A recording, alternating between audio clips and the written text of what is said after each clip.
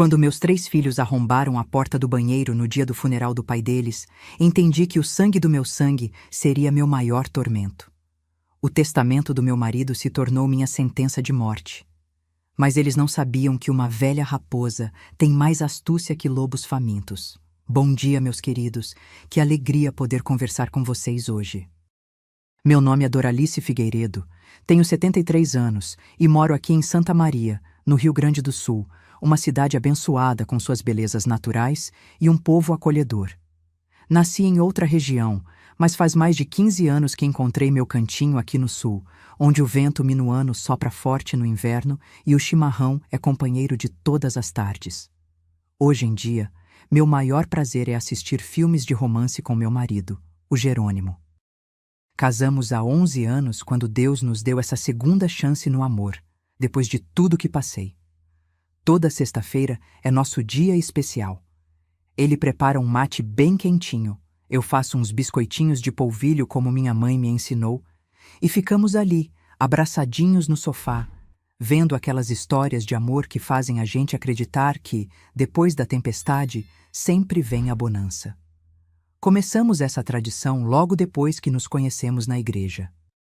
Eu estava tão fechada para o amor, mas o Jerônimo, com aquela paciência de quem espera o pão crescer, foi me conquistando devagarinho. No nosso primeiro mês juntos, ele me convidou para assistir E o Vento Levou, na televisão da casa dele. Eu fiquei com um pé atrás, sabe? Mas fui. E foi tão bonito ver como ele se emocionava com a história. Um homem que chora com filme de amor tem um coração bom, eu sempre digo. Nosso cantinho é simples, mas é nosso lar. Temos uma sala com uma TV que o filho dele nos deu de presente, poltronas confortáveis que compramos aos pouquinhos e nas paredes alguns quadros que pintei nos meus dias de terapia. Ah, e uma estante cheia de DVDs antigos que colecionamos. O Jerônimo brinca que somos os últimos do bairro a ainda usar DVD, mas é que tem coisa que a gente gosta de guardar, de ter nas mãos, sabe? E vocês, minhas queridas e meus queridos que estão me assistindo agora, me contem aqui nos comentários. De qual cidadezinha vocês estão me assistindo? E em que horinha do dia encontraram esse vídeo da vovó aqui? De manhãzinha com o café, depois do almoço, ou já de noitinha com o chimarrão? Eu sempre leio todos os comentários e fico tão feliz em saber de onde vocês são e quando tiram um tempinho do dia para me escutar. Me conta, viu? Vamos criar uma rede de carinho entre nós. Antes de contar minha história, quero dizer que nem sempre minha vida foi tranquila como é hoje. O caminho que percorri foi cheio de espinhos, de dores que uma mãe nunca imagina sofrer. Uma mãe planta amor, cuida, rega e às vezes, meus queridos, colhe tempestade. É sobre isso que quero conversar com vocês hoje. Sobre como sobrevivi quando o amor de mãe foi traído da forma mais cruel. Minha história começa muitos anos atrás, quando eu ainda morava em Cáceres, no Mato Grosso, onde nasci e cresci, antes de a vida me trazer para o sul. Era uma vida simples, mas que eu achava que seria de paz até o fim. Mal sabia eu o que o destino reservava. Meu pai, Otávio, era um homem alto, com mãos calejadas de tanto trabalhar com a terra. Tinha o rosto queimado de sol e olhos que pareciam enxergar dentro da gente, coisa que me dava um medo danado quando menina. Minha mãe, Iracema, era uma mulher quieta, de poucas palavras, que guardava os sentimentos bem no fundo, como quem guarda moedas num cofre que nunca abre. Tínhamos uma casa simples em Cáceres, feita de tijolo e telha, com um quintal grande, onde minha mãe plantava de tudo, mandioca, milho, abóbora e até umas flores que deixavam tudo mais bonito. Éramos 5 irmãos, mas só 3 chegaram à idade adulta. Eu, o Almir, o mais velho, o Eurico, do meio, e o Teodoro, o caçula. Os outros 2, Deus levou ainda pequenininhos, coisa que deixou minha mãe com uma tristeza que nunca sarou de todo. O Almir já nasceu mandão, sempre querendo dar as ordens, achando que por ser o mais velho, tinha direito de decidir tudo. O Eurico era mais na dele, calado, observador, mas tinha uma inteligência que meu pai não soube valorizar. E o Teodoro? O Teodoro era o xodó da casa. Por ser o caçula e ter vindo depois de 2 perdas, todos mimavam ele demais, principalmente minha mãe. Nossa rotina começava cedinho, com o cantar do galo. Meu pai acordava primeiro, já saía para o campo. Depois minha mãe levantava para fazer o café e nos chamar. Nós, meninas, eu tinha 2 amigas vizinhas, a Berenice e a Zulmira. Brincávamos de casinha debaixo do pé de mangueira, enquanto os meninos jogavam bola ou ajudavam meu pai na roça. Só podíamos brincar depois de ajudar nos afazeres. Eu arrumava as camas, varria a casa e ajudava a lavar a louça, sempre com minha mãe por perto, ensinando o jeito certo de fazer as coisas. A escola ficava a 3 quilômetros da nossa casa. Íamos a pé, todos juntos. Era uma escolinha rural, com uma sala só onde a professora Dulcineia ensinava crianças de todas as idades. Ela era severa, mas justa. Batia com régua na mesa quando a conversa aumentava, fazendo um barulho que silenciava até o mais tagarela dos meninos. Eu amava estudar, especialmente história e geografia. Sonhava conhecer os lugares dos livros, mas meu pai sempre dizia: "Estudo não enche barriga, menina. Aprenda a cozinhar direito, que é o que serve." As melhores lembranças que tenho são das festas juninas. A cidade toda se enfeitava com bandeirinhas coloridas, as fogueiras iluminavam as noites e o cheiro de quentão e pamonha preenchia o ar. Meu pai, que era sempre tão sério, nesses dias sorria e até dançava quadrilha com minha mãe. Nós crianças corríamos de um lado para o outro, jogando busca-pés, comendo maçã do amor e participando da pescaria. O padre Gumercindo organizava tudo e dizia que era a festa mais importante depois da Páscoa. Em casa, a vida era regrada pela vontade do meu pai. Ordem e respeito era o que ele mais repetia. Quando contrariado, seu olhar escurecia como céu de tempestade, e todos sabiam que era melhor ficar quieto. Minha mãe, que aprendeu a se dobrar para não quebrar, só concordava. Ela me ensinou a fazer o mesmo. Mulher sábia, minha filha, é a que sabe a hora de falar e a hora de calar. Quando fiz 12 anos, algo mudou na dinâmica da nossa família. Meu pai começou a olhar diferente para os meninos, principalmente para o Almir e o Eurico. Falava sobre herança, sobre quem cuidaria da terra quando ele não estivesse mais lá. "Sangue do meu sangue vai continuar o que comecei", dizia ele durante o jantar, enquanto minha mãe servia a comida em silêncio. Foi a primeira vez que vi nos olhos dos meus irmãos um brilho diferente, como se uma semente tivesse sido plantada ali. Uma semente de ambição. Os anos foram passando e aquela semente foi crescendo dentro deles. Na adolescência, já disputavam a atenção do pai, cada um à sua maneira. O Almir se esforçava no trabalho braçal, mostrando que era forte como nosso pai. O Eurico tentava provar seu valor com ideias novas para melhorar a produção, mas raramente era ouvido. O Teodoro, mais novo, ainda brincava sem entender a disputa que se formava, mas logo também seria tragado por ela. Minha mãe percebia tudo e me alertava baixinho. "Doralice, quando o homem briga por terra e dinheiro, a razão vai embora. Fique longe dessa disputa." E eu ficava. Observava de longe, continuando minha vida, meus estudos até onde pude, meus sonhos secretos de um dia sair dali. Não imaginava que, anos mais tarde, aquela disputa silenciosa se transformaria em algo tão terrível que mudaria nossas vidas para sempre. Foi naquela época também que conheci o Heitor, meu primeiro marido e pai dos meus filhos.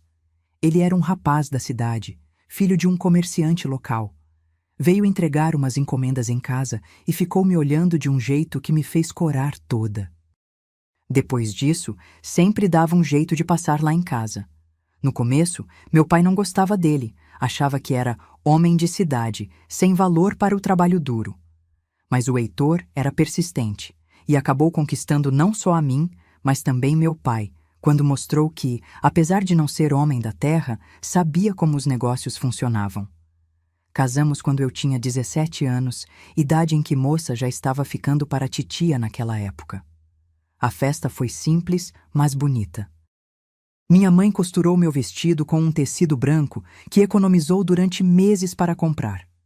O padre Gumercindo fez a cerimônia, e depois houve uma pequena comemoração no quintal de casa, com comida feita pelas vizinhas e música de sanfona tocada pelo seu Jordão, que animava todas as festas da região.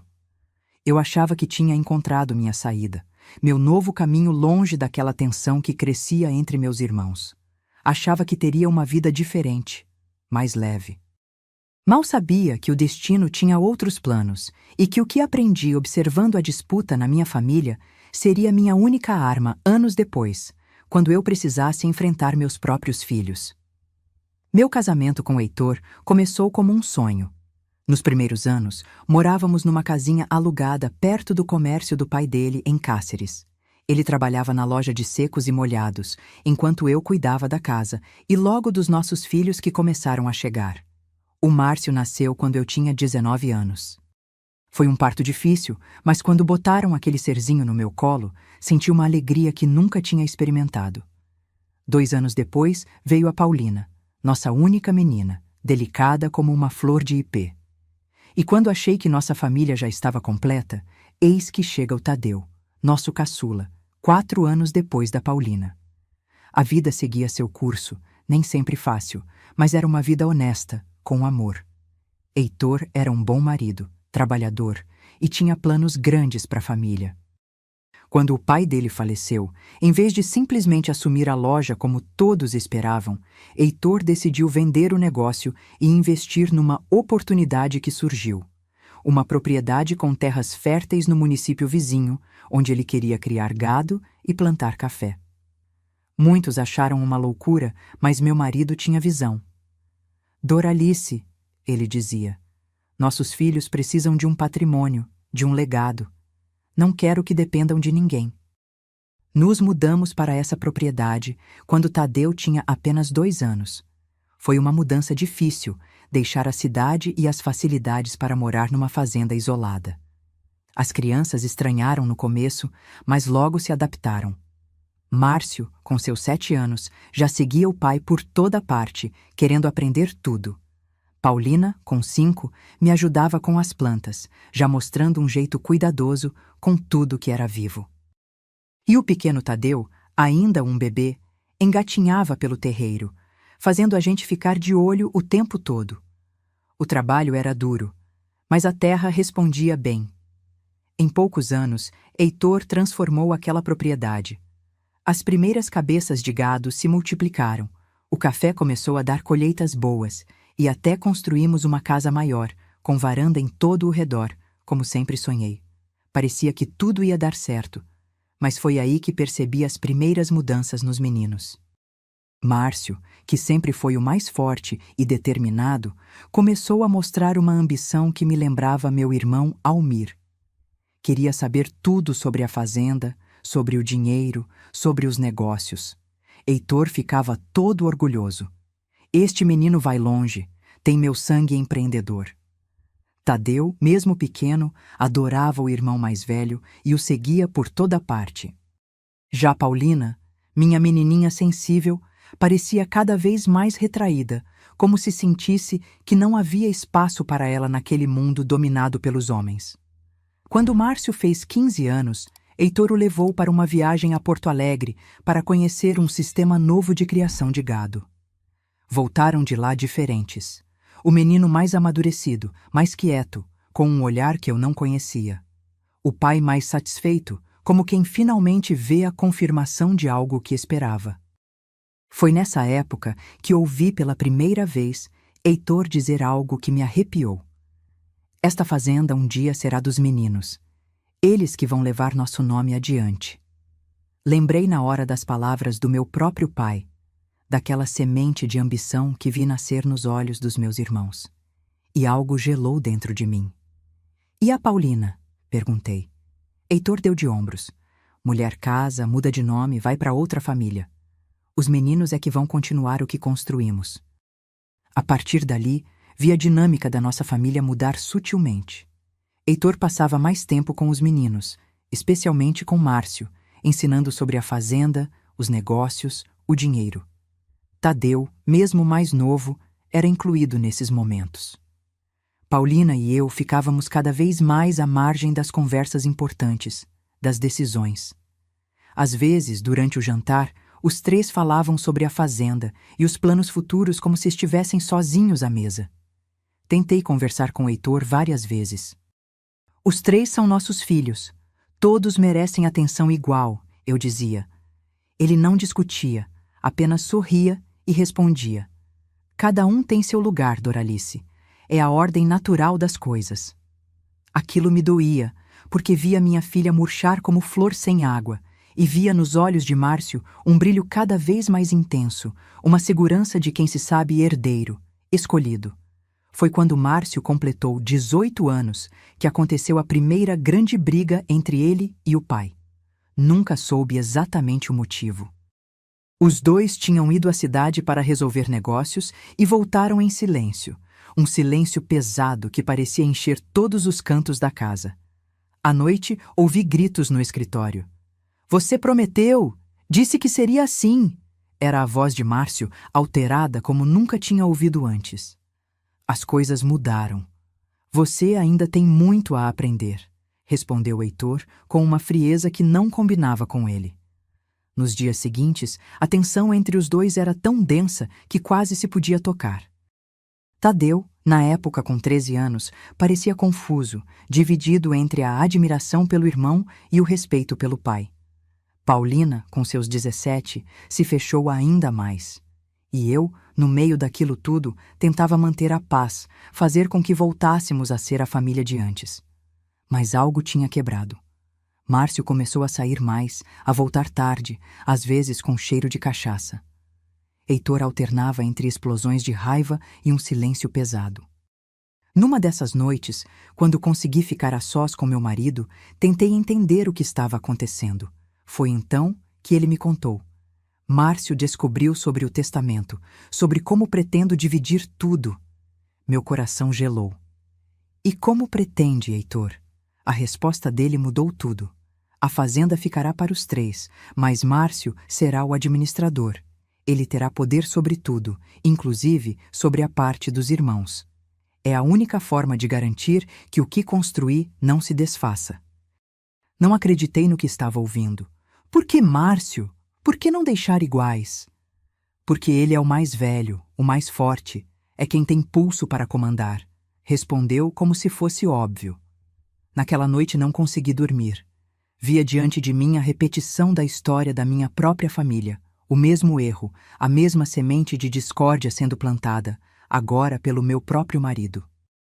Tentei argumentar, mostrar o que tinha acontecido com meus irmãos, como aquele tipo de decisão havia destruído nossa família. Mas Heitor estava convencido. Seus irmãos eram diferentes. Nossos filhos se amam. Se amavam, sim, mas o amor entre irmãos é frágil diante do poder e do dinheiro. Eu sabia disso. Tentei protegê-los desse futuro que eu conseguia enxergar tão claramente, mas Heitor não mudou de ideia. O testamento foi feito como ele queria. E então, quando Márcio tinha 23 anos, Paulina 21 e Tadeu 17, o impensável aconteceu. Heitor, meu marido, meu companheiro, sofreu um acidente na fazenda. Um touro que estava sendo domado o atingiu, e o ferimento que pareceu simples no início se complicou. Em menos de uma semana, ele nos deixou. O mundo desabou sobre mim. Não estava preparada para ficar viúva tão cedo, para criar meus filhos sozinha, para administrar aquela fazenda. Mas o pior ainda estava por vir. O testamento, aquela bomba relógio que Heitor havia preparado, seria lido em breve. E eu sabia no fundo da minha alma que nada seria como antes. No dia do enterro, enquanto ainda chorávamos a perda do pai e marido, percebi os olhares. Márcio, de terno preto, recebia os pêsames como se já fosse o dono de tudo. Paulina, minha menina sensível, chorava sem parar no canto da sala.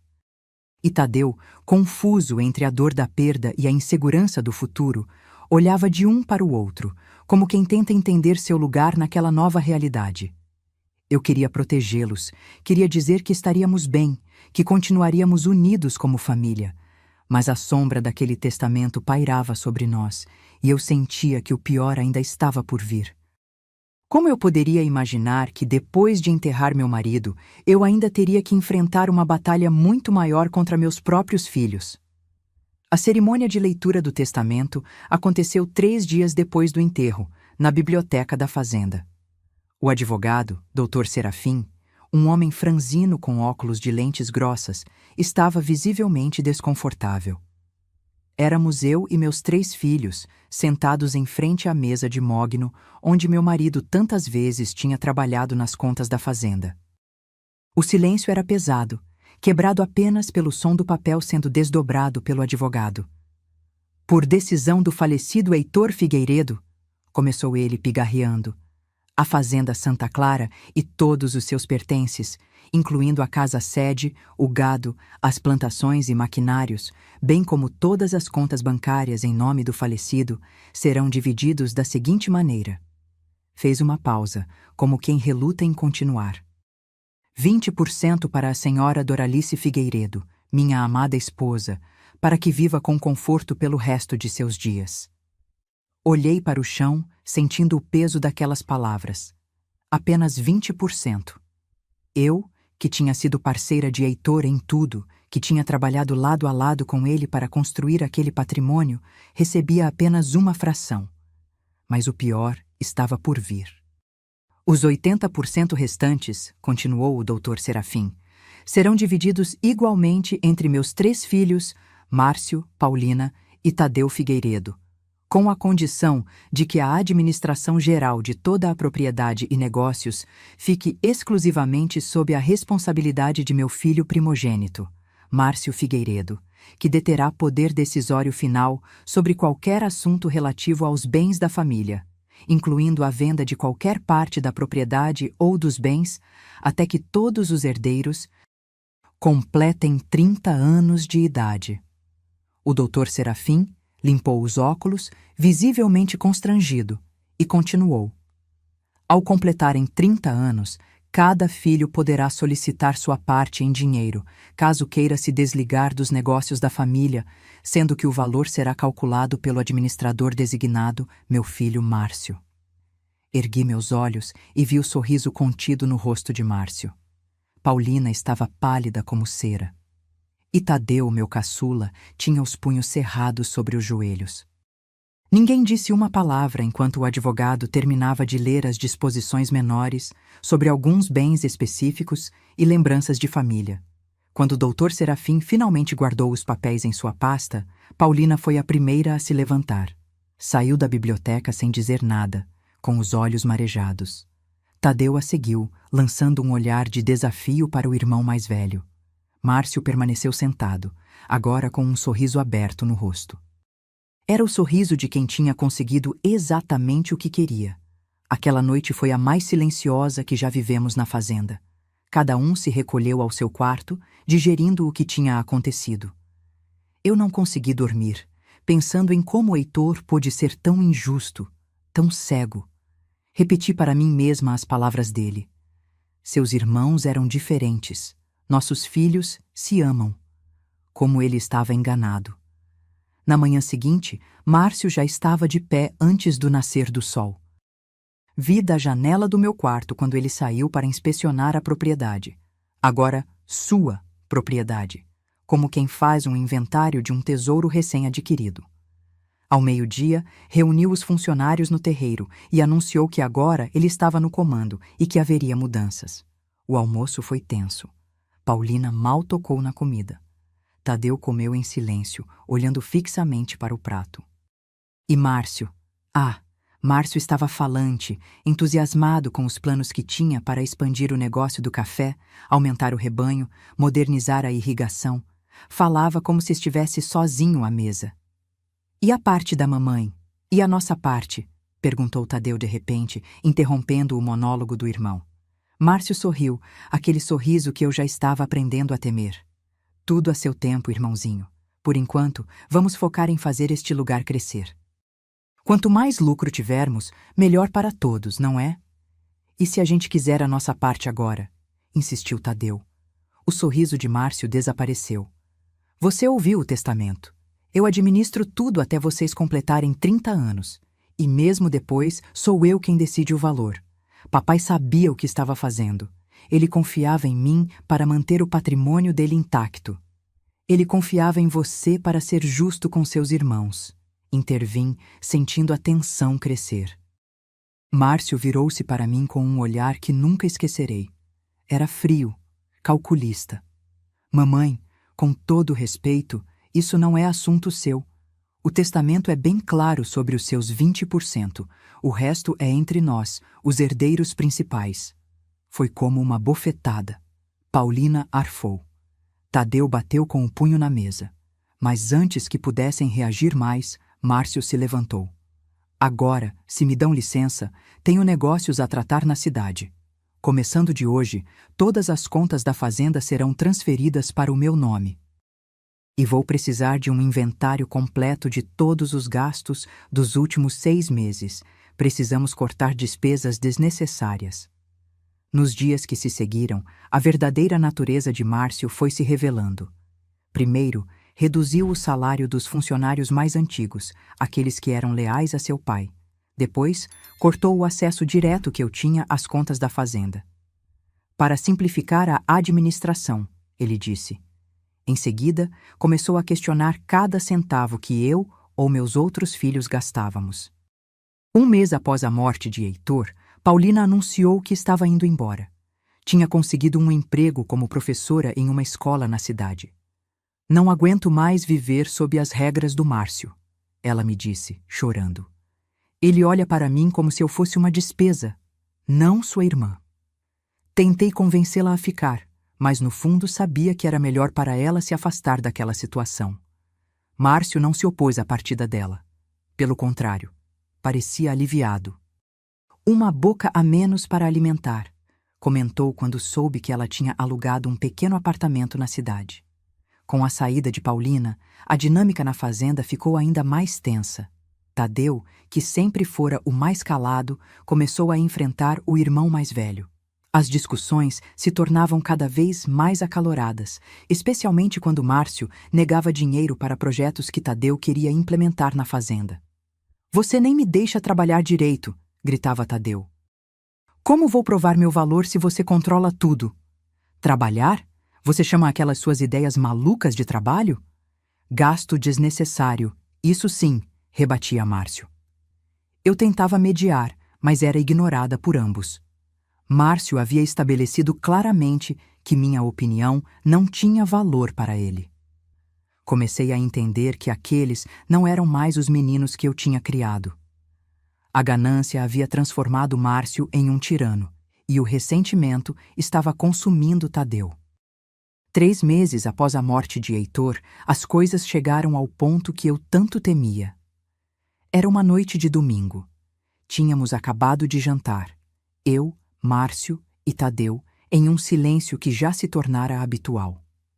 A única funcionária que ainda permanecia na casa, Dona Zilda, havia se recolhido após lavar a louça. Márcio anunciou que precisava conversar comigo e com Tadeu no escritório. Algo no tom dele me deixou apreensiva. Segui-os até o antigo escritório de Heitor, que agora Márcio ocupava como se sempre tivesse sido seu. Preciso comunicar algumas mudanças, começou ele, sentado na cadeira que fora de seu pai.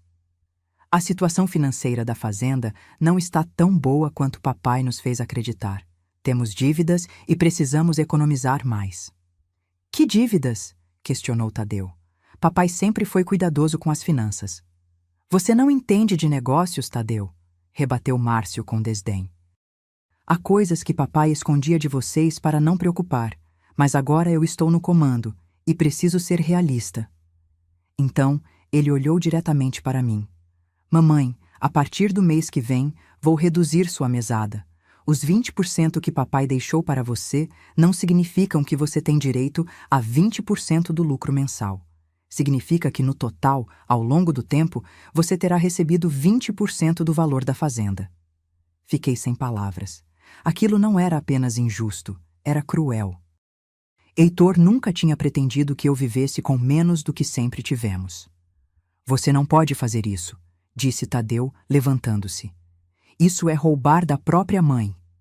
Eu posso e vou, respondeu Márcio, impassível.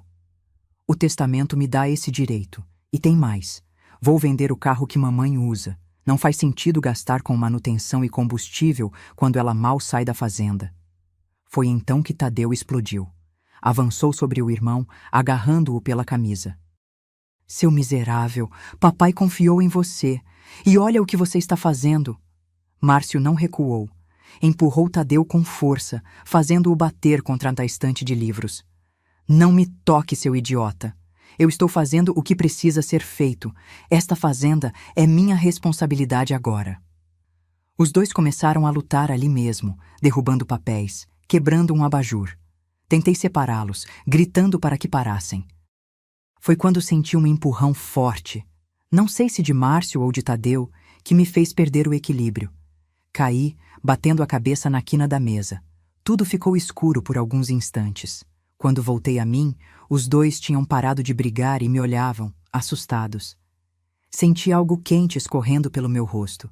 Era sangue. Mãe, me desculpe, disse Tadeu, ajoelhando-se ao meu lado. Não queríamos machucar a senhora. Mas Márcio, após a surpresa inicial, recuou. Viu o que você fez? Sempre impulsivo, sem pensar nas consequências. Eu? Foi você que começou isso tudo com sua ganância. Levantei-me com dificuldade, segurando um lenço contra o corte na testa. Parem, vocês dois. Não reconheço mais vocês. Seu pai estaria envergonhado. Papai me deu o controle por um motivo, disse Márcio, recompondo-se. Ele sabia que só eu tenho o que é preciso para administrar tudo isso. E vocês dois precisam aceitar. Saí do escritório tremendo, com Tadeu tentando me ajudar. Aquela noite, depois de limpar o ferimento, que felizmente não era tão profundo quanto parecia, fiquei deitada na escuridão, repassando tudo o que tinha acontecido. Como chegamos àquele ponto? Como meus filhos, que cresceram juntos, brincaram juntos, se tornaram esses estranhos capazes de machucarem a própria mãe? No dia seguinte, Tadeu veio ao meu quarto logo cedo. Estava com a mochila nas costas. Vou embora, mãe. Não posso ficar mais aqui. Márcio nunca vai me dar uma chance de verdade. E eu não quero acabar fazendo algo de que me arrependeria. Tentei convencê-lo a ficar, a encontrarmos uma solução, mas ele estava decidido. A senhora devia vir comigo, ele sugeriu. Podemos recomeçar em outro lugar, longe dessa loucura. Mas como eu poderia deixar a casa onde vivi por tantos anos? Como abandonar a fazenda que Heitor e eu construímos juntos? E, no fundo, ainda tinha a esperança de que Márcio enxergasse o erro que estava cometendo. Tadeu partiu naquela manhã, prometendo me visitar sempre que pudesse. Vi meu caçula desaparecer na estrada de terra, carregando apenas uma mochila e o coração partido. Márcio não fez questão de se despedir do irmão. Quando o encontrei no almoço, ele apenas comentou: ele vai voltar com o rabo entre as pernas quando o dinheiro acabar. Mas Tadeu não voltou. Mandava cartas de vez em quando, dizendo que estava bem, que tinha conseguido trabalho em uma fazenda maior em outra região. Paulina também escrevia, contando sobre sua vida na cidade, sobre seus alunos. E eu respondia, tentando parecer forte, escondendo o quanto a situação na fazenda tinha piorado. Porque sim, as coisas pioraram. Com os dois irmãos longe, Márcio não precisava mais disfarçar sua natureza. A mesada que ele me dava foi reduzida a quase nada. Precisei vender algumas joias que Heitor havia me dado para conseguir dinheiro para minhas necessidades básicas. Quando questionei Márcio sobre isso, ele disse que a fazenda estava passando por dificuldades, que todos precisavam se sacrificar. Mas eu via os novos móveis que ele comprou para a casa, o carro novo, as viagens frequentes à cidade. A fazenda não estava em dificuldade. Márcio apenas queria tudo para si. E foi nesse contexto, 6 meses após a partida de Tadeu, que aconteceu o que eu mais temia. Era uma noite de domingo, chuvosa e fria. Eu estava deitada, lendo um dos poucos livros que me restavam como distração quando ouvi batidas na porta do meu quarto. Mãe, preciso falar com a senhora. A voz de Márcio soou do outro lado da porta. Havia algo estranho em seu tom, uma mistura de urgência e irritação. Já está tarde, filho. Podemos conversar amanhã, respondi, sentindo um aperto no peito. As conversas com Márcio raramente traziam boas notícias nos últimos meses. É importante, sobre os documentos da fazenda. Relutante, levantei-me e abri a porta.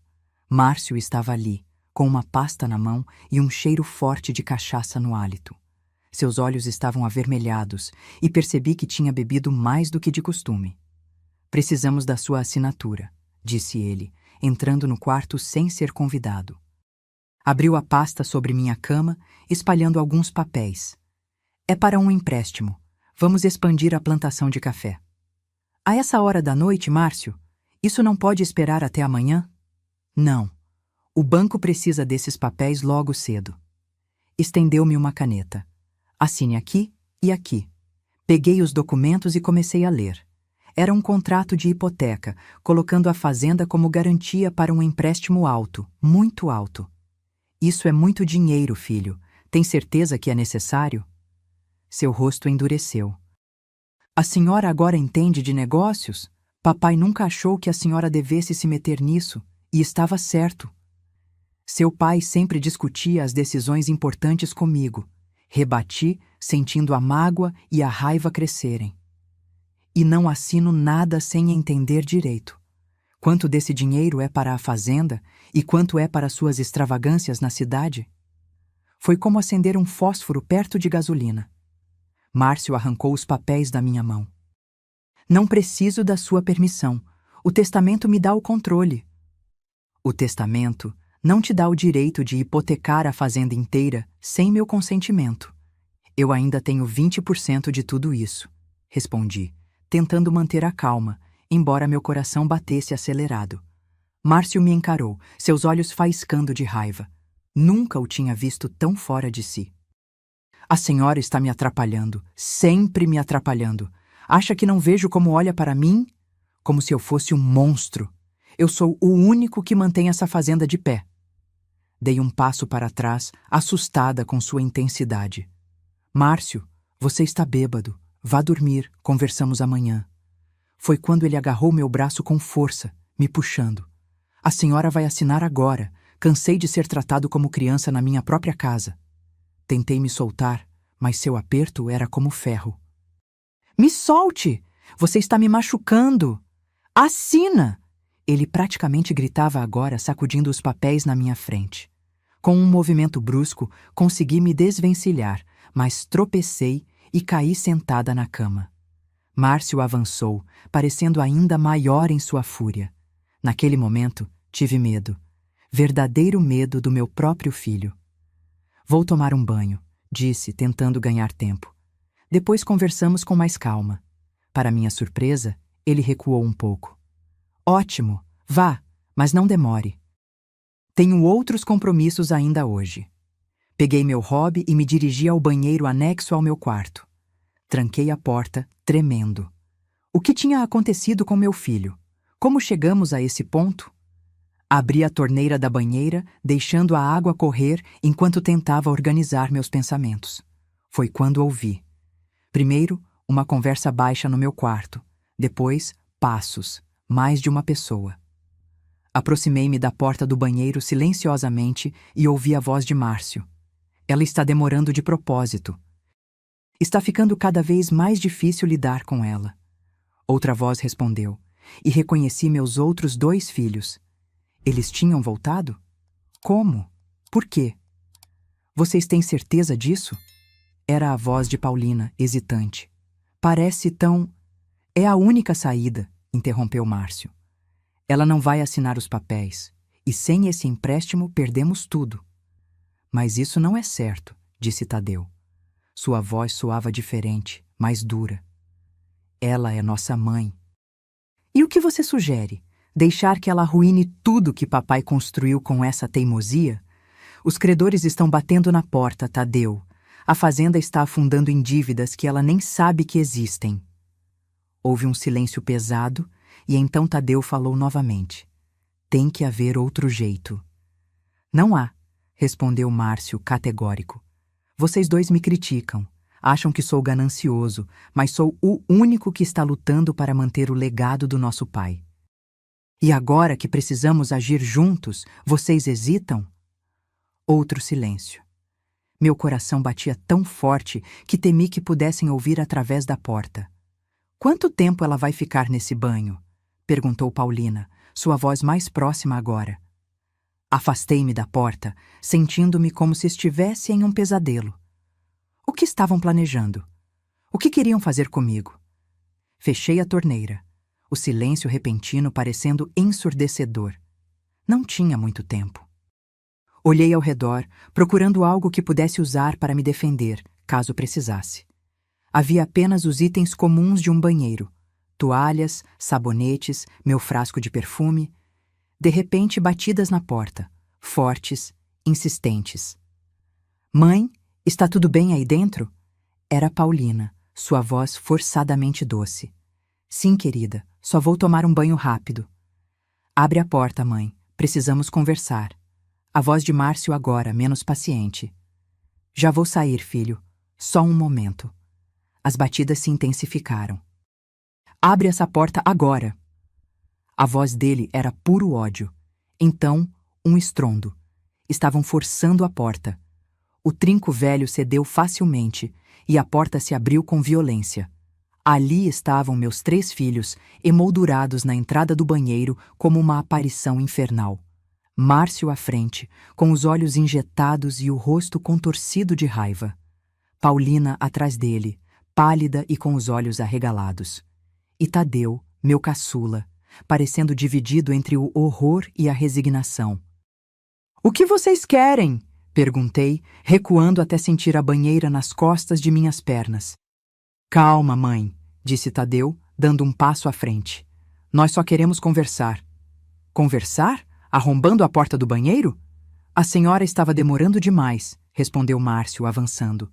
"E temos um problema para resolver, agora." "Que problema?" "A senhora", disse ele friamente. "A senhora é o problema." Foi quando Paulina começou a chorar baixinho. Não devíamos estar fazendo isso. "Cala a boca!" gritou Márcio, sem tirar os olhos de mim. "Já discutimos isso, não há outro jeito." A compreensão me atingiu como um raio. Não era apenas sobre os papéis, era algo pior, muito pior. "Vocês estão pensando em me machucar?" perguntei, minha voz quase um sussurro. "Não é assim", disse Tadeu rapidamente. "Só precisamos que a senhora descanse um pouco, um lugar onde possa ser cuidada adequadamente." "Um asilo", completei, a compreensão dolorosa me inundando. "Vocês querem me internar em um asilo para se livrar de mim." "Um lugar especializado", corrigiu Márcio, seu tom mais controlado agora. "A senhora não está bem, mãe. Tem estado confusa, esquecida." O médico confirmou. "Que médico? Eu não vi médico nenhum.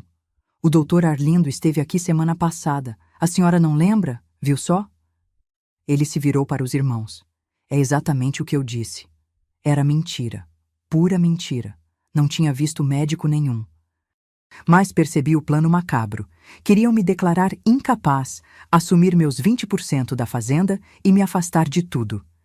E estavam dispostos a mentir, a falsificar laudos médicos, a fazer o que fosse necessário. "Eu não vou a lugar nenhum", disse, endireitando os ombros. "Esta é a minha casa." Márcio sorriu, um sorriso que gelou meu sangue. "Não é mais. A partir de hoje, a senhora vai para um lugar onde vai receber os cuidados que precisa. Já está tudo arranjado." "Você não pode fazer isso." "Posso sim. Tenho os documentos assinados pelo médico. Tenho testemunhas do seu comportamento errático. Tenho tudo o que preciso." Olhei para Paulina e Tadeu, implorando silenciosamente por ajuda. Mas Paulina apenas chorava, incapaz de me olhar nos olhos. E Tadeu, embora claramente desconfortável, não contestou o irmão. Foi então que algo dentro de mim se quebrou. Não era apenas o medo, a indignação ou a traição. Era uma compreensão profunda. Meus filhos, que eu criei com tanto amor, tinham se tornado estranhos para mim. E eu estava sozinha. Mas junto com essa realização veio outra, igualmente poderosa. Eu não iria me deixar derrotar. Não iria permitir que me tirassem tudo. Havia lutado ao lado de Heitor para construir aquela fazenda. Tinha suportado as dificuldades, os sacrifícios. Tinha direito ao meu lugar ali. Naquele momento, enquanto olhava para meus 3 filhos reunidos contra mim no pequeno banheiro, tomei minha decisão. Não enfrentaria força com força. Seria inútil. Usaria a única arma que eles não esperavam: minha inteligência. E, se necessário, jogaria o mesmo jogo sujo que eles. Eu entendo, disse, surpreendendo-os com minha súbita calma. Se vocês acham que preciso de cuidados especiais, confio no julgamento de vocês. Márcio piscou, desconcertado com minha mudança de atitude. Só peço uma coisa, continuei. Me deixem passar esta noite em casa. Amanhã podem me levar para onde acharem melhor. Os 3 se entreolharam, confusos com minha rendição. Sem truques, mãe? Perguntou Tadeu desconfiado. Sem truques, confirmei. Só quero uma última noite no meu quarto. Após um momento de hesitação, Márcio assentiu.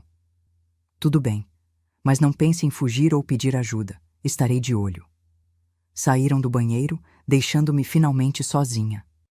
Afundei no chão, as pernas tremendo demais para me sustentarem. As lágrimas que tinha segurado enquanto os enfrentava agora corriam livremente pelo meu rosto. Chorei pela família que tinha perdido. Chorei pelo marido que não estava mais ao meu lado para me proteger.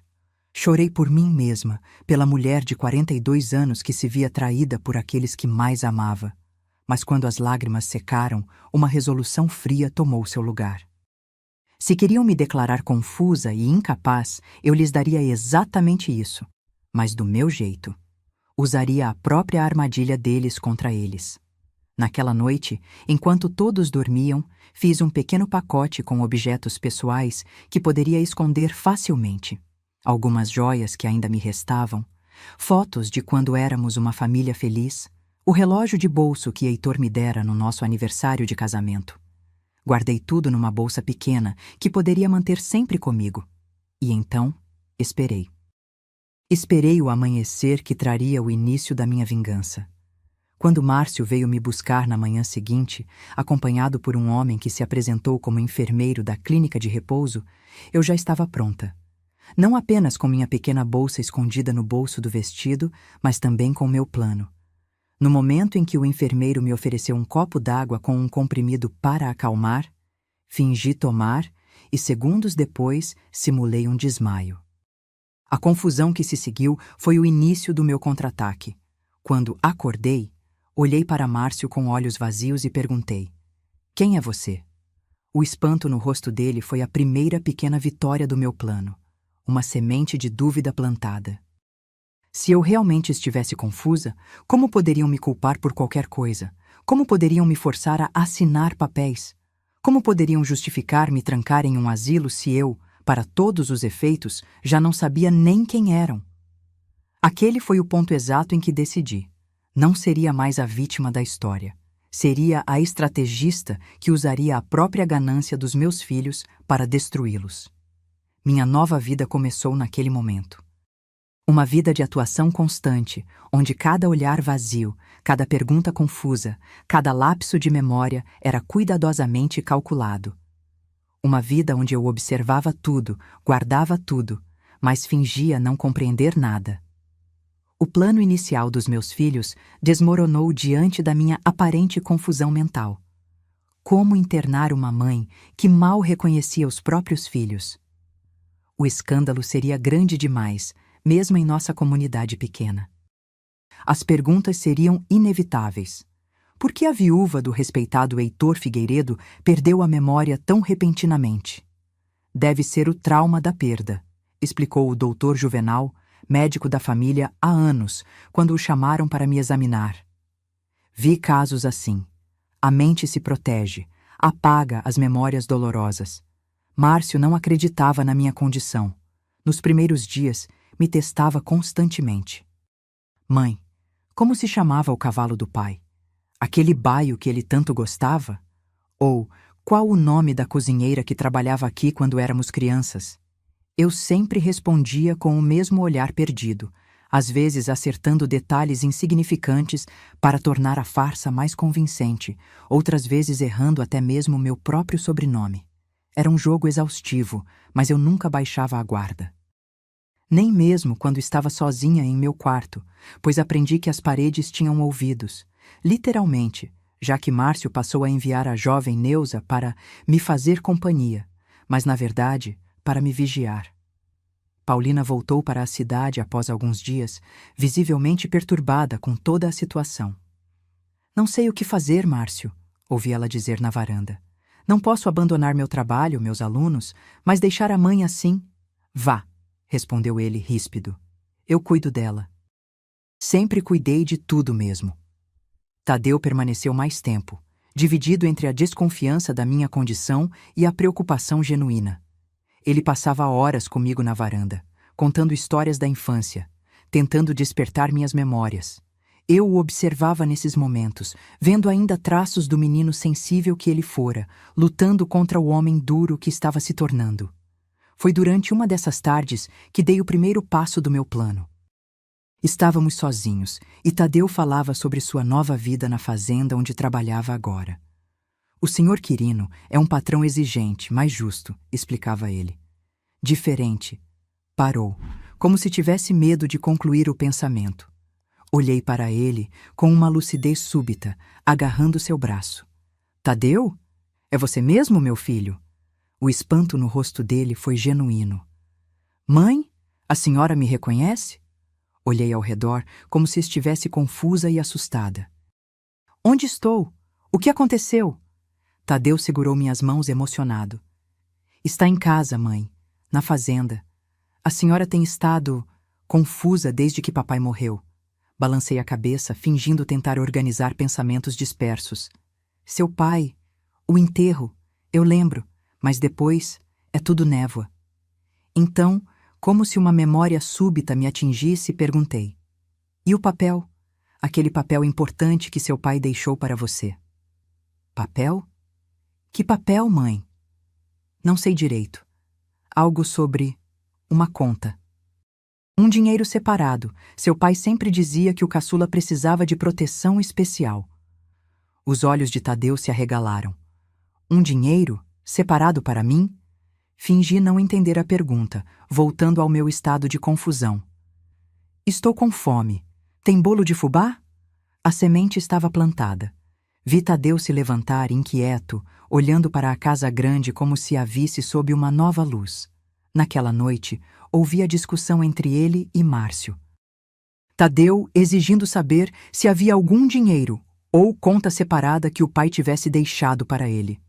Márcio negando veementemente, cada vez mais irritado com a insistência do irmão. Ela está delirando, Tadeu. Não há dinheiro nenhum escondido. O testamento foi claro. Então por que ela mencionaria isso? Por que inventar essa história específica? Por que está senil? Não percebe que está sendo manipulado pelas divagações de uma velha confusa? Velha. Ele me chamou de velha. Eu tinha apenas 42 anos. A palavra feriu, mas também fortaleceu minha resolução. No dia seguinte, Tadeu partiu novamente, prometendo voltar em breve. Vi em seus olhos que a dúvida havia se instalado, exatamente como eu planejara. Com Paulina e Tadeu longe, fiquei novamente sozinha com Márcio.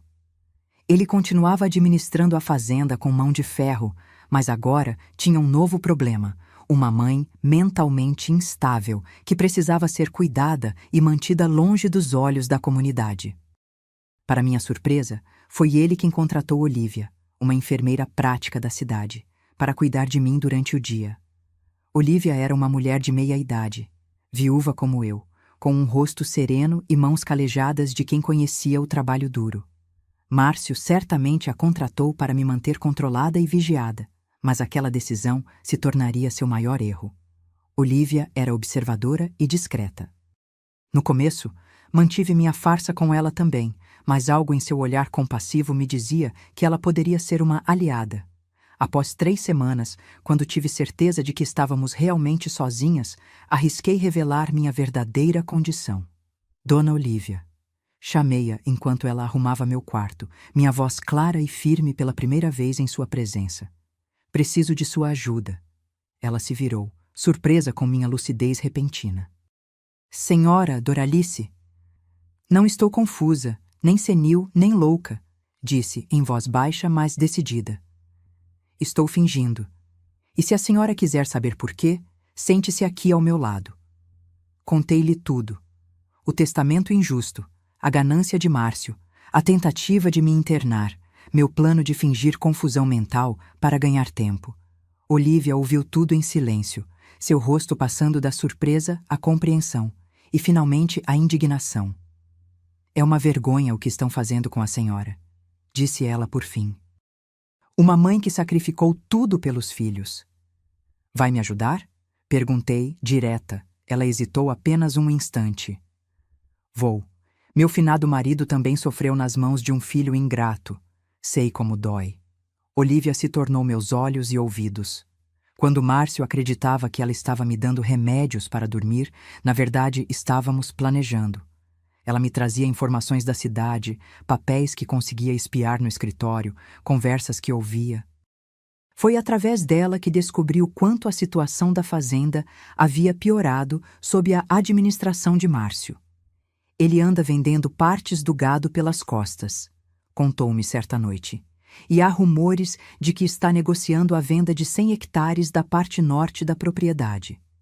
Sem minha autorização, ele não pode vender nada, respondi. Bem, é aí que está o problema. Parece que ele tem forjado sua assinatura em alguns documentos. A notícia me atingiu como um soco. Falsificação. Márcio estava cometendo um crime. Naquele momento, meu plano mudou.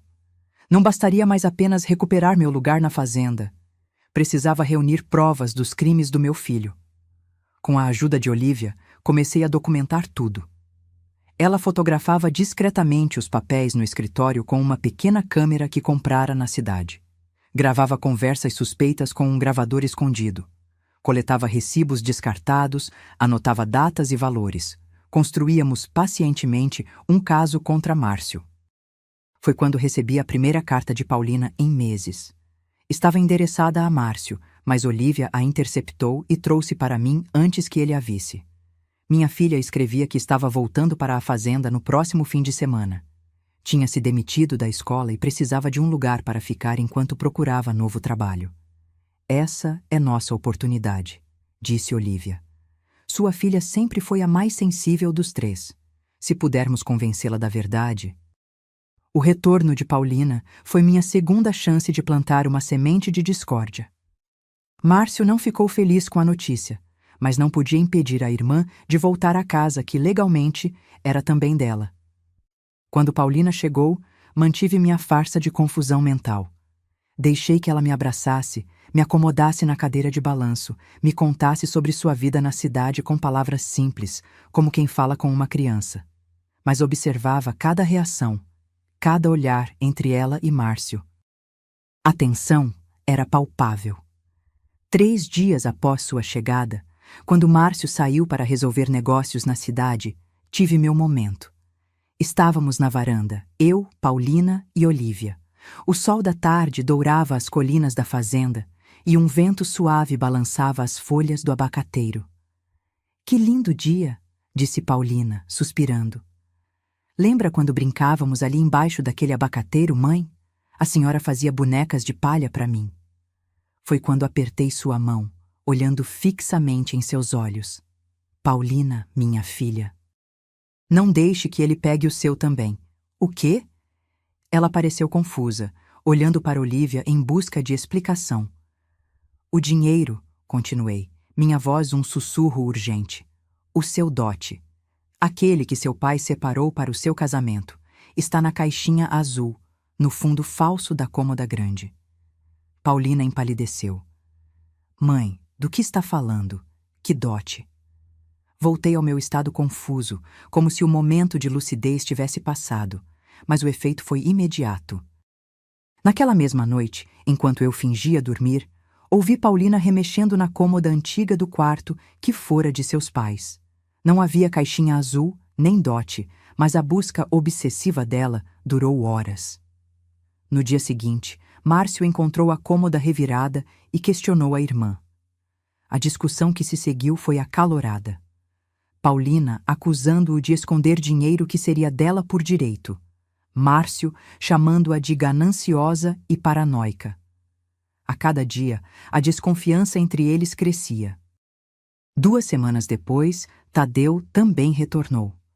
Havia sido demitido da fazenda onde trabalhava. Ou, como descobri mais tarde, tinha saído por conta própria após não conseguir tirar da cabeça a ideia do tal dinheiro que o pai teria deixado para ele. Com os 3 filhos novamente sob o mesmo teto, a tensão atingiu níveis insuportáveis. Márcio se tornou ainda mais controlador, monitorando cada movimento dos irmãos como se fossem intrusos em sua propriedade. Paulina e Tadeu, por sua vez, passaram a vasculhar a casa em busca dos supostos tesouros escondidos que eu havia mencionado em meus momentos de lucidez. Foi em meio a esse clima de desconfiança que dei meu passo mais ousado. Com a ajuda de Olívia, enviei uma carta anônima ao Dr. Serafim, o advogado que havia lido o testamento de Heitor.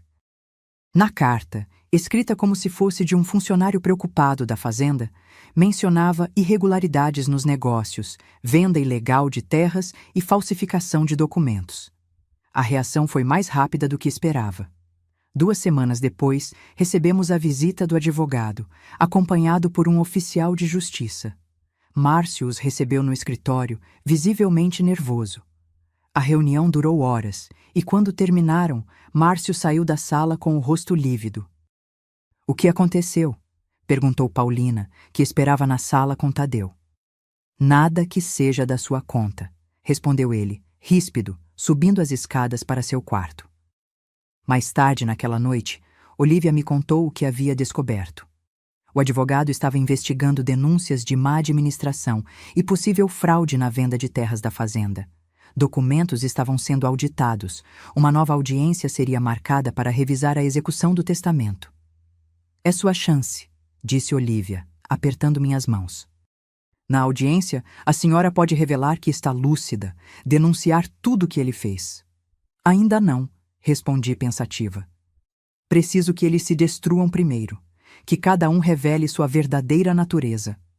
A oportunidade veio mais cedo do que eu esperava. No dia seguinte à visita do advogado, os 3 irmãos tiveram a pior briga até então. Do meu quarto, ouvi os gritos. Paulina acusava Márcio de roubar sua parte da herança. Tadeu exigia saber sobre o suposto dinheiro que o pai teria deixado para ele. Márcio, encurralado, finalmente explodiu. "Não há dinheiro nenhum escondido, seus idiotas. Papai deixou dívidas, não tesouro. A fazenda está afundando e eu tenho feito o impossível para manter tudo funcionando enquanto vocês 2 ficam por aí, chorando por suas partes." "Mentiroso!" gritou Tadeu. "Então por que assinou aqueles contratos escondido? Por que está vendendo terras sem consultar a gente?" "Porque alguém precisava agir. Enquanto vocês estavam fugindo das responsabilidades, eu estava aqui, salvando o que restava." "E por que falsificou a assinatura da mãe?" interveio Paulina, sua voz aguda de indignação. "Acha que não sabemos? A Olívia nos contou tudo." Houve um silêncio pesado, seguido pelo som de algo se quebrando. Provavelmente um vaso ou um copo atirado contra a parede. Então, a voz de Márcio baixa e perigosa. "Aquela intrometida vai se arrepender." Foi o suficiente. Pedi a Olívia que ligasse para o Dr. Serafim imediatamente, marcando uma reunião urgente para o dia seguinte. Estava na hora de encerrar aquele jogo. Na manhã seguinte, o advogado chegou cedo, novamente acompanhado pelo oficial de justiça. Dessa vez, fiz questão de estar presente na reunião, apoiada por Olívia. Entrei na sala amparada por ela, mantendo ainda minha aparência frágil e confusa. Márcio me olhou com irritação. "Mãe, a senhora não deveria estar aqui. Está confusa, lembra? Vai para o quarto com a Olívia." "Pelo contrário", interrompeu o Dr. Serafim. "A presença de Dona Doralice é fundamental, já que estamos aqui para discutir irregularidades na administração dos bens dela e de seus filhos." Paulina e Tadeu entraram em seguida, surpresos por terem sido chamados. Todos se sentaram ao redor da grande mesa do escritório, o ar carregado de tensão. "Recebemos denúncias graves", começou o advogado, ajeitando os óculos. Falsificação de assinaturas, venda ilegal de terras, uso indevido de fundos. O senhor Márcio Figueiredo teria algo a dizer sobre isso? Calúnias, respondeu Márcio, tentando manter a calma. Alguém está tentando me prejudicar. Tenho administrado tudo conforme as instruções do meu pai. E a assinatura da sua mãe nesses documentos? O advogado empurrou alguns papéis sobre a mesa. Temos razões para acreditar que foram forjadas. Minha mãe está mentalmente incapaz, rebateu Márcio, apontando para mim. Como podem ver, ela mal sabe onde está. Tive que tomar decisões em nome dela pelo bem da família. Foi quando decidi que era o momento. Endireitei meus ombros, ajeitei meu vestido e olhei diretamente nos olhos de meu filho primogênito. Estou perfeitamente lúcida, Márcio. Sempre estive. O choque no rosto dele foi impagável. Tadeu e Paulina olharam para mim boquiabertos. O advogado sorriu discretamente, como se já suspeitasse. Fingi confusão mental para me proteger, continuei, minha voz firme. Depois que tentaram me internar à força naquela noite no banheiro, percebi que era minha única defesa. E enquanto fingia, documentei cada crime, cada abuso, cada falsificação que meu filho cometeu. Olívia entregou ao advogado uma pasta grossa, contendo todas as provas que havíamos reunido ao longo dos meses. Fotografias de documentos adulterados, recibos de vendas não autorizadas, gravações de conversas incriminadoras. Isso é loucura, gritou Márcio, levantando-se. Ela está delirando, foi manipulada por essa enfermeira.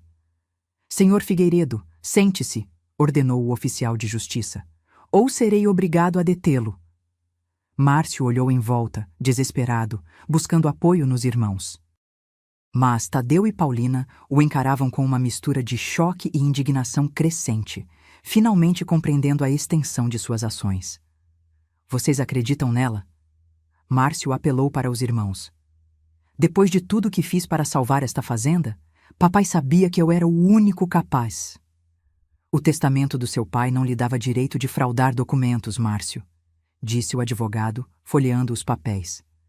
Nem de tentar internar sua mãe contra a vontade dela para assumir controle total da propriedade.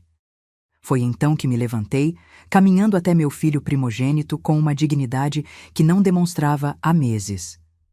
Achei que tinha me derrotado, não é? Que eu seria fraca demais para lutar. Mas eu aprendi, observando meus irmãos e meu pai, como a ganância pode destruir uma família. E decidi que não permitiria que isso acontecesse com a minha. Mãe, começou Tadeu, sua voz embargada. Nós não sabíamos, pensamos que... Vocês escolheram acreditar no pior, respondi, olhando para meus 3 filhos. Escolheram a ganância em vez do amor.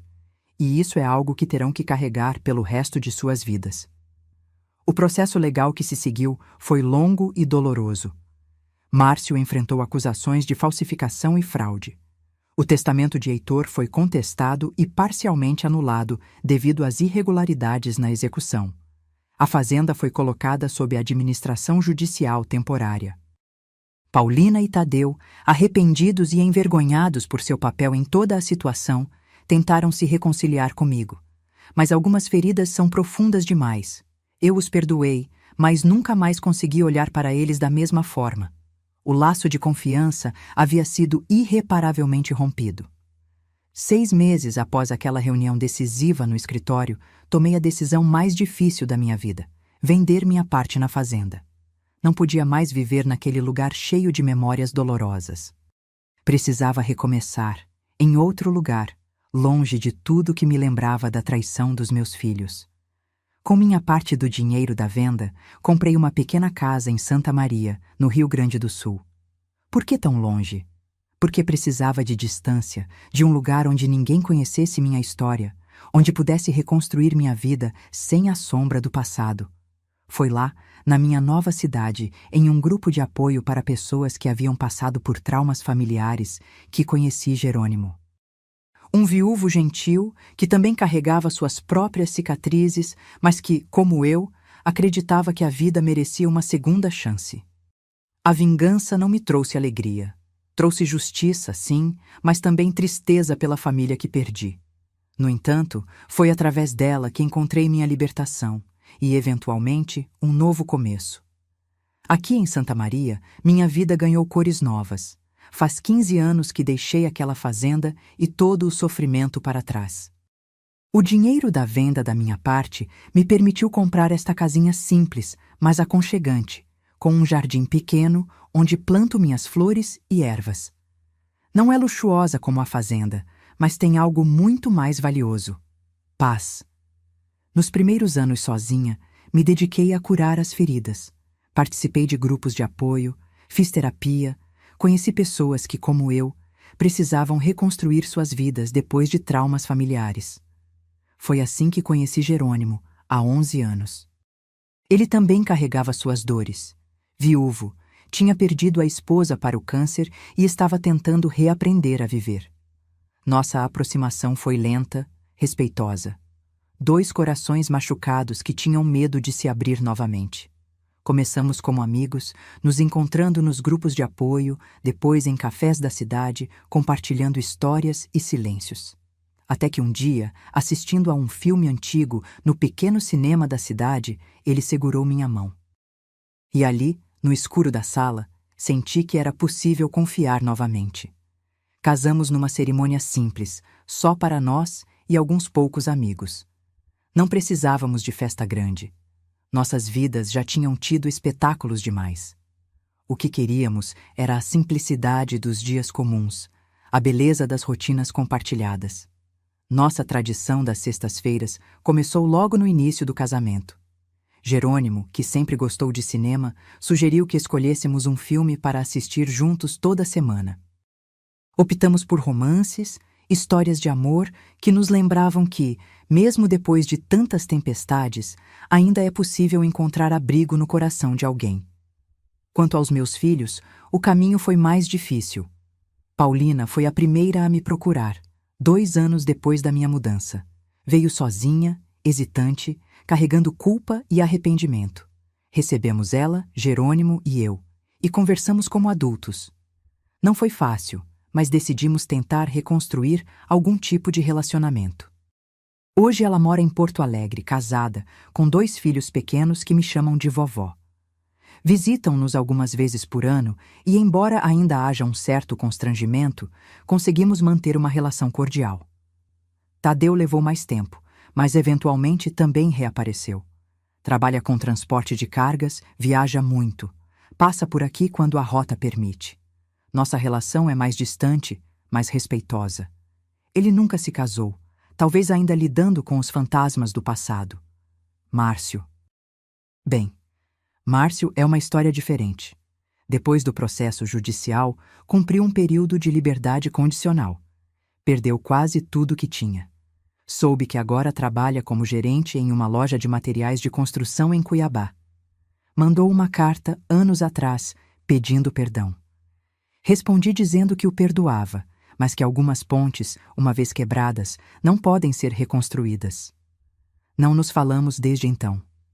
Aprendi que perdoar não significa necessariamente readmitir pessoas tóxicas na sua vida. Significa libertar-se do peso do ódio, sem abrir mão dos limites que nos protegem. Jerônimo entende isso melhor que ninguém. Ele também tem suas histórias familiares complicadas. Talvez por isso nos demos tão bem. Reconhecemos nas cicatrizes um do outro a mesma luta por sobrevivência. Nossas sextas-feiras são sagradas.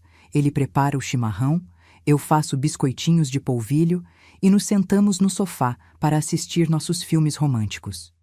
Temos uma coleção de DVDs antigos que vamos aumentando sempre que encontramos algum título interessante. Nossos favoritos são os clássicos, Casablanca e O Vento Levou, histórias de amor que resistem ao tempo, como nós resistimos às nossas próprias tempestades. Nossa vida é simples, tranquila. Frequentamos a igreja aos domingos, temos alguns amigos queridos com quem nos encontramos regularmente, cuidamos do jardim juntos. Às vezes, quando as noites estão claras, sentamos na varanda para olhar as estrelas, agradecendo pelo que encontramos depois de tanto tempo no escuro. Aos 73 anos, posso dizer que encontrei uma paz que jamais imaginei ser possível. Não é uma vida perfeita. Ainda há dias de dor, memórias que doem, ausências que pesam. Mas é uma vida digna, honesta e, acima de tudo, minha. Uma vida que construí com minhas próprias mãos, depois que tentaram me tirar tudo. Meus queridos que me assistem, termino essa história com o coração mais leve por ter compartilhado com vocês. Se você está passando por uma situação onde seus próprios familiares tentam te diminuir ou te controlar, saiba que nunca é tarde para recuperar as rédeas da sua vida. Aprendi que a idade não define nossa força, mas sim nossa capacidade de recomeçar cada dia. Minhas rugas são mapas de sobrevivência. Cada uma conta uma história de dor superada. Descobri que somos mais fortes do que imaginamos, especialmente quando pensamos que não aguentamos mais. O tempo não cura todas as feridas, mas nos ensina a viver com elas e ainda assim sorrir. Minha história não é sobre o que fizeram comigo, mas sobre como escolhi responder. A verdadeira fortaleza não está em nunca cair, mas em levantar todas as vezes. Às vezes, os maiores predadores estão dentro de casa, usando o nome de família para justificar abusos. Não tenha medo de estabelecer limites, mesmo com quem compartilha seu sangue. Seu valor não diminui porque alguém não consegue enxergá-lo. Se esse vídeo tocou seu coração, por favor, aperte o botão de curtir e se inscreva no canal. E nos comentários, escreva a palavra paz se você acredita que todos merecem respeito. Não importa a idade. Lembrem-se, a vingança pode trazer justiça, mas é o perdão que traz paz. E paz é o que desejo para cada um de vocês.